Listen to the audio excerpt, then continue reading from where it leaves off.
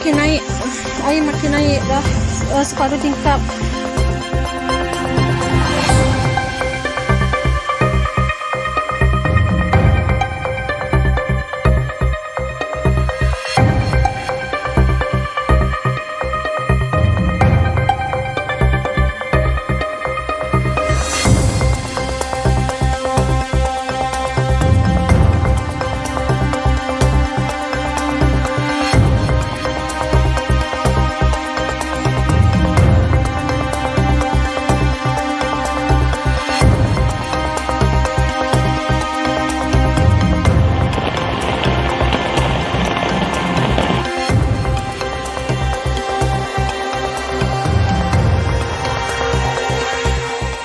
Assalamualaikum warahmatullahi wabarakatuh.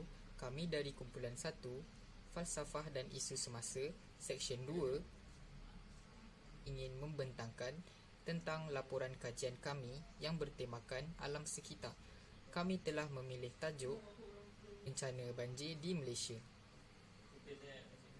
Berikut merupakan ahli kumpulan dalam kumpulan 1: Yushimin, Putri Aiman Sarah, Maisarah Akmal, Alice Anglisha, Adil, Muhammad Firdaus Hakimi, Nur Hisham, Muhammad Fazlur Rahman, Muhammad Faik Hilman, Muhammad Zaim dan saya Daniel Safi.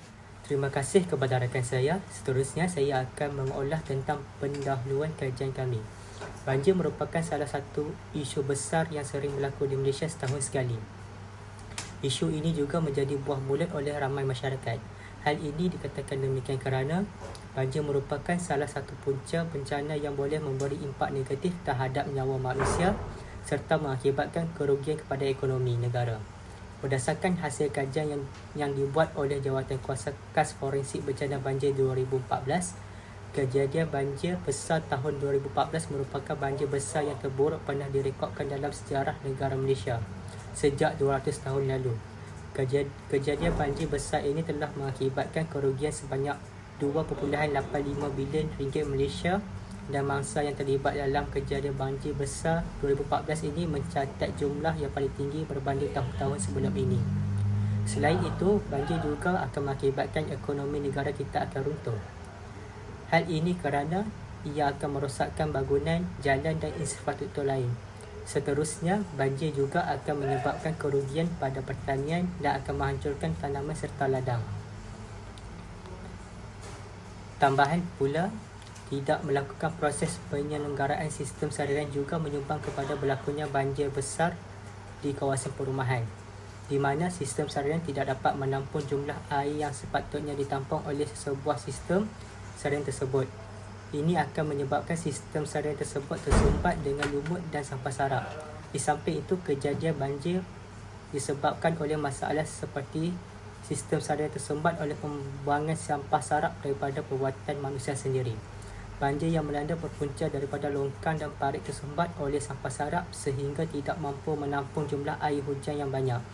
Hal ini bertepatan dengan firman Allah Subhanahu Wa Taala dalam surah Ar-Rum ayat 41 yang bermaksud telah timbul pelbagai kerosakan dan bala bencana di darat dan di laut dengan sebab apa yang telah dilakukan oleh tangan manusia. Kerana Allah hendak merasakan mereka sebahagian daripada balasan perbuatan-perbuatan yang buruk yang mereka telah lakukan supaya mereka kembali insaf dan bertaubat. Seterusnya, saya akan menerangkan tentang objektif kajian kami. Pertama sekali, objektif kami adalah untuk mengkaji punca berlakunya banjir di Malaysia. Yang kedua ialah menjelaskan impak negatif bencana banjir kepada Malaysia. Dan yang terakhir sekali ialah mencadangkan langkah yang boleh dilakukan bagi mengatasi isu banjir di Malaysia. Setakat ini daripada saya serahkan kepada rakan saya. Terima kasih. Assalamualaikum warahmatullahi wabarakatuh. Nama saya Putri Aiman Sarah binti Muhammad Nizam. Nombor matrik saya AA222230. Untuk bahagian dapatan kajian ini, keputusan analisis data dikaji melalui kaedah kuantitatif daripada orang awam terhadap isu banjir yang sering berlaku di Malaysia dan impak negatif banjir kepada penduduk serta apakah punca-punca yang menyebabkan bencana banjir kerap berlaku. Perasaan sendiri ini diedarkan oleh setiap ahli kumpulan melalui Google Form yang telah disediakan. Demografi responden pula mengikut jantina, bangsa, agama, umur, fakulti, kelayakan akademik dan tahun pengajian oleh orang awam yang rata-ratanya ialah seorang pelajar.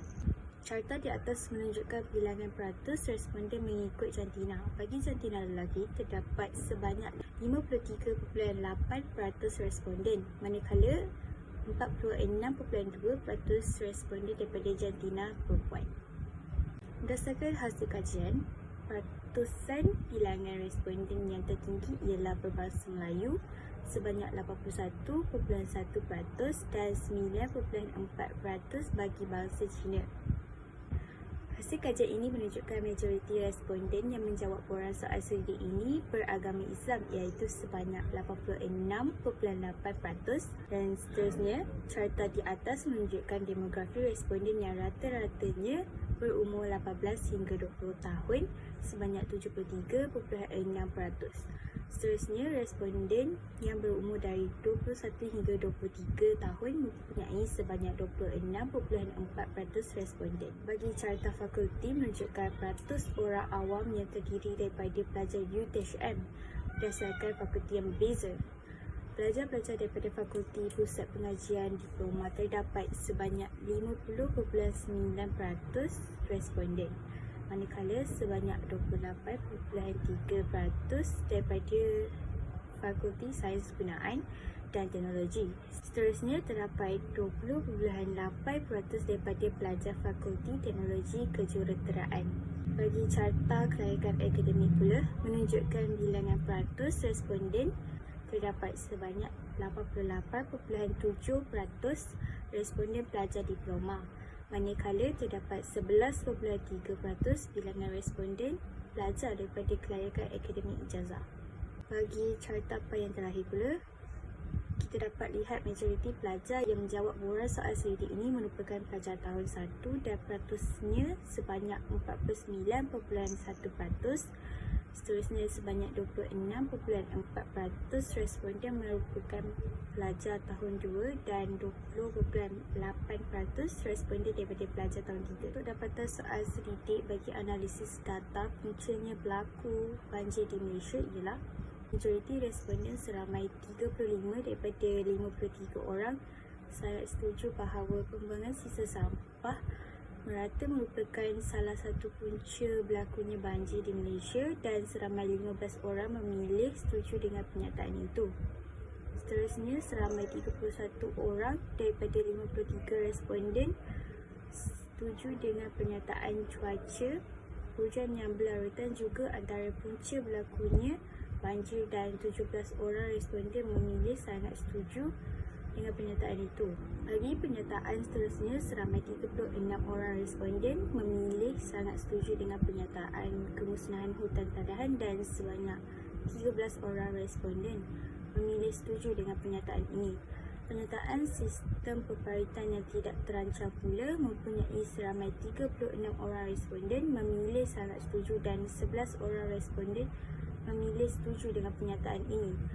Pernyataan yang terakhir tentang punca berlakunya banjir di Malaysia ialah proses hakisan tebing sungai yang mempunyai seramai 31 orang memilih sangat setuju dan 16 orang responden memilih setuju dengan pernyataan ini. Terima kasih atas saudara Putri. Assalamualaikum. Saya Adil bin Muhammad Hafiz, nombor metrik AA222241 dan saya akan membincangkan dapatan soal selidik tentang impak negatif bencana banjir kepada masyarakat. Berdasarkan kajian kami, didapati bahawa majoriti responden sangat bersetuju bahawa impak negatif bencana banjir kepada masyarakat ialah risiko meragut nyawa dan risiko meningkatkan penyakit yang menjejaskan masyarakat. Selain itu, majoriti responden juga sangat bersetuju bahawa banjir mengakibatkan sumber air bersih yang terhad dan juga melumpuhkan aktiviti harian masyarakat. Malahan, majoriti responden setuju bahawa banjir mengundang kepada kemerosotan ekonomi negara. Seterusnya, saya akan membincangkan dapatan soal selidik tentang langkah-langkah bagi mengatasi isu banjir di Malaysia. Berdasarkan graf, majoriti responden sangat bersetuju bahawa isu banjir di Malaysia dapat diatasi dengan memastikan sistem peparitan berada dalam keadaan yang baik. Selain dari itu, majoriti responden juga sangat bersetuju bahawa isu ini dapat diatasi dengan membina tempat-tempat menakung air banjir, membesarkan dan membersihkan kawasan saluran air, membersihkan kawasan persekitaran sungai dan akhir sekali menaik taraf sistem amaran banjir. Sekarang, saya akan menguraikan pembincangan dan analisis kajian kepada kami tentang punca-punca berlakunya banjir di Malaysia. Di antara punca berlakunya banjir di Malaysia adalah sistem peparitan yang tidak terancang. Hal ini berlaku apabila pembangunan yang membangun dengan pesat. Disebabkan oleh itu, sektor pembangunan harus lebih perhatian dengan menguruskan sistem peparitan. Selain daripada itu, banjir di Malaysia juga berlaku akibat pembuangan sisa sampah merata-rata. Hal ini disebabkan oleh manusia yang menganggap perkara ini tidak penting. Justru, individu-individu seperti ini haruslah dikenakan denda apabila didapati membuang sampah merata-rata. Di samping itu, kemusnahan hutan tadahan juga adalah antara punca berlakunya banjir di Malaysia. Hal ini dikatakan sedemikian kerana aktiviti penebangan hutan yang tidak terkawal boleh mengundang kepada banjir. Oleh itu, had kegiatan menebang mestilah diletakkan kepada sektor-sektor perindustrian yang menggunakan sumber hutan sebagai sumber utama mereka. Itu sahaja daripada saya. Seterusnya, saya akan menyerahkan perbincangan dan analisis kajian kepada saudara Firdaus Hakimi. Terima kasih. Seterusnya, saya akan menerangkan tentang objektif kajian kami. Pertama sekali, objektif kami adalah untuk mengkaji punca berlakunya banjir di Malaysia. Yang kedua ialah menjelaskan impak negatif bencana banjir kepada Malaysia. Dan yang terakhir sekali ialah mencadangkan langkah yang boleh dilakukan bagi mengatasi isu banjir di Malaysia. Setakat ini daripada saya serahkan kepada rakan saya. Terima kasih.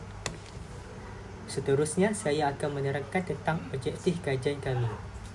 Pertama sekali, objektif kami adalah untuk mengkaji punca berlakunya banjir di Malaysia. Yang kedua ialah menjelaskan impak negatif bencana banjir kepada Malaysia. Dan yang terakhir sekali ialah mencadangkan langkah yang boleh dilakukan bagi mengatasi isu banjir di Malaysia. Setakat ini daripada saya serahkan kepada rakan saya. Terima kasih. Sebagai kesimpulan, kita mestilah memelihara dan memulihara aset alam semula jadi sebagai tanda penghargaan kita hidup di bumi. Kita juga haruslah menjadi individu yang mempunyai sifat ihsan terhadap alam sekitar agar hidup kita semakin diberkati dan dapat dijadikan contoh kepada generasi akan datang.